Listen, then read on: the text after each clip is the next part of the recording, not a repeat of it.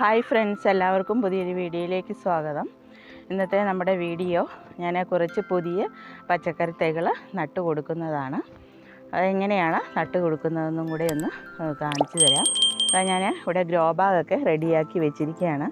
ഇപ്പോൾ ഒരു 13 grow bag ഞാൻ റെഡിയാക്കി വെച്ചിട്ടുണ്ട്. ഇതിപ്പോൾ നമ്മുടെ പഴയ ഗ്രോ ബാഗ് തന്നെയാണ്. ഈ ഗ്രോ ബാഗിലെ മണ്ണെല്ലാം ഞാൻ ഒന്നും കൂടെ വെയിലത്തൊക്കെ ഇട്ട് ഉണങ്ങി എടുത്തിട്ടുള്ളതാണ്.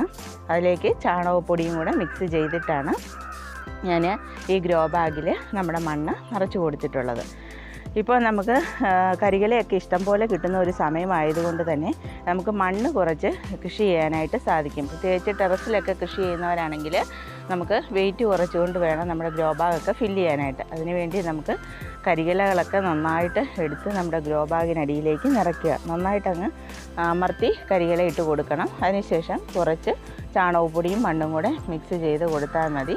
എന്നിട്ട് വേണം നമുക്ക് നമ്മുടെ തൈകളൊക്കെ ഒന്ന് നട്ടു കൊടുക്കാനായിട്ട്. ഇതിപ്പോൾ ഞാൻ കൂടുതലും കരിയിലകളൊക്കെ നന്നായിട്ട് നിറച്ച് കൊടുത്തിട്ടുണ്ട്.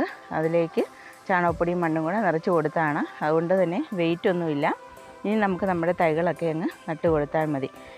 നടാനെടുത്ത് വെച്ചിരിക്കുന്ന തൈകളാണിത്. വഴുതന തൈയുണ്ട്, വെണ്ടത്തൈയുണ്ട്, അതുപോലെ തന്നെ നമുക്കൊരു അഗസ്തി ചീരയുണ്ട്, അതുപോലെ തന്നെ നമ്മുടെ കുറ്റി വളരിയുണ്ട്. ഇത് കിട്ടിയിട്ട് ഒരാഴ്ചയായി ഞാൻ നട്ടു കൊടുത്തിട്ടില്ലായിരുന്നു. നമുക്ക് ഇതങ്ങ് നട്ടു കൊടുക്കാം. നട്ടു കൊടുത്തതിന് ശേഷം കാണിച്ചു തരാം. തൈകളൊക്കെ അങ്ങ് നട്ടു കൊടുക്കാം. ഇത് വഴുതന തൈയാണ്.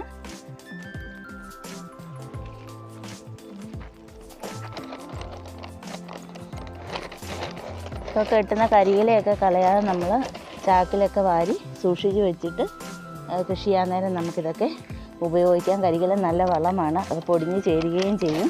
നമ്മുടെ പച്ചക്കറി തൈകളൊക്കെ നന്നായിട്ട് തഴച്ച് വളരുകയും ചെയ്യും. കരിയിലയൊക്കെ നന്നായിട്ട് നിറച്ച് കൊടുക്കുകയാണെങ്കിൽ നല്ലതായിട്ട് വേരോട്ടം കിട്ടും നമ്മുടെ പച്ചക്കറി തൈകൾക്ക്.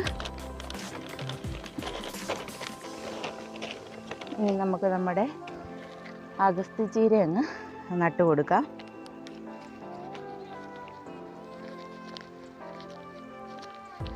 കീറി വേണമെങ്കിലും എടുക്കാം.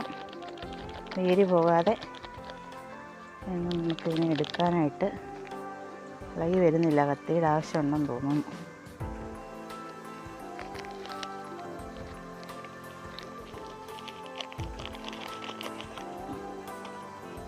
വേര് പോകാതെ നമുക്ക് വെച്ച് കൊടുക്കാം.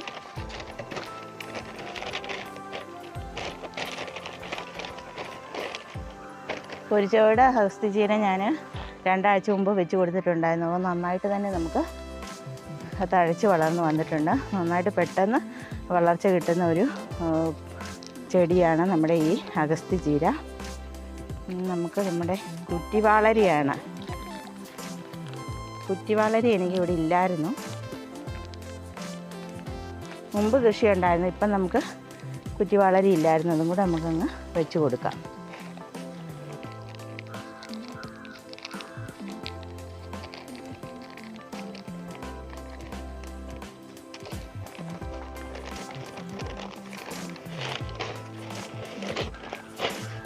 സ്ഥലമില്ലാത്തത് കൊണ്ടാണ് നമ്മളിതെല്ലാം ഇങ്ങനെ ഗ്രോ ബാഗിൽ തന്നെ കൃഷി ചെയ്യുന്നത്.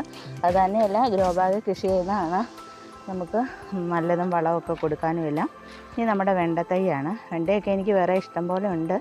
എങ്കിലും നമ്മൾ ഇതിനെയൊക്കെ അങ്ങ് നട്ടു കൊടുക്കുകയാണ്. ഒന്നിൻ്റെ കായ്ഫലം തീരുമ്പോഴത്തേക്ക് നമുക്ക് അടുത്തതിൽ നിന്ന് വിളവ് കിട്ടുകയും ചെയ്യും.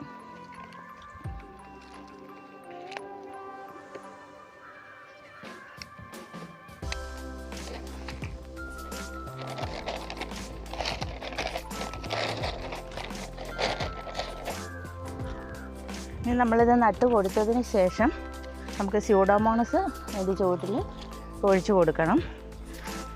നമ്മുടെ പച്ചക്കറി തൈകളൊക്കെ ഒന്ന് വേര് പിടിച്ചതിന് ശേഷം നമുക്ക് ജൈവ സ്ലറിയൊക്കെ ഉണ്ടാക്കി ഇത് ചുവട്ടിൽ ഒഴിച്ചു കൊടുത്താൽ മതി. നന്നായിട്ട് നമുക്ക് നിറയെ പൂക്കുകയും കായ്ക്കുകയും ഒക്കെ ചെയ്യും.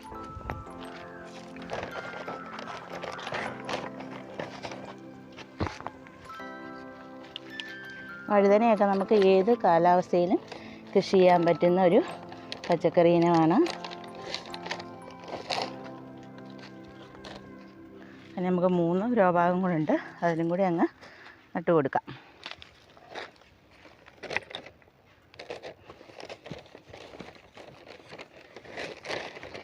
ഒരു കൃഷി കഴിഞ്ഞ് അടുത്ത കൃഷി ചെയ്യുമ്പോഴത്തേക്ക് നമ്മുടെ ഗ്രോ ബാഗിൽ മണ്ണൊക്കെ ഒന്ന് തട്ടിയിട്ട് വെയിലത്തൊക്കെ ഇട്ട് ഉണങ്ങിയിട്ട് വീണ്ടും ഉപയോഗിക്കുന്നത് നല്ലതാണ്. ഞാനങ്ങനെയൊക്കെയാണ് ചെയ്യാറുള്ളത്.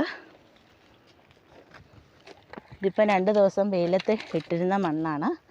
അതിൻ്റെ കൂട്ടത്തിൽ ചാണകപ്പൊടിയും കൂടെ മിക്സ് ചെയ്തിട്ടാണ് ഇപ്പോൾ ഇങ്ങനെ നട്ടു കൊടുക്കുന്നത്.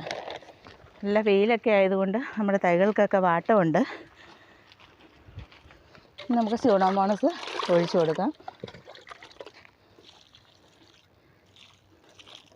സ്യൂഡോമോണസ് ഒഴിച്ചു കൊടുക്കുന്നതുകൊണ്ട് നമ്മുടെ തൈകളൊക്കെ നന്നായിട്ട് വേര് പിടിക്കുകയും നന്നായി തഴച്ച് വളരുകയൊക്കെ ചെയ്യാനായിട്ടത് സഹായകമാണ്.